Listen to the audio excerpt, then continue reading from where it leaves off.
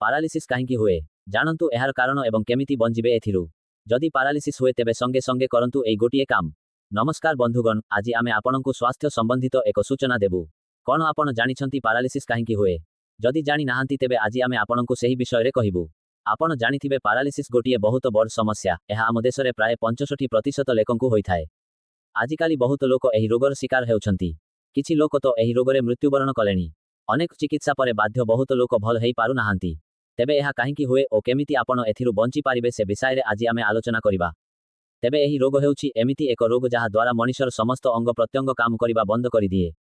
ଏହା ବ୍ୟତୀତ ସେହି ବ୍ୟକ୍ତି ନା ଠିକ ଭାବରେ ଖାଇପାରେ ନା କଥା କହିପାରେ। ତେବେ ଏହା ଏକ ବାୟୁଜନିତ ଶାରୀରିକ ରୋଗ ଅଟେ।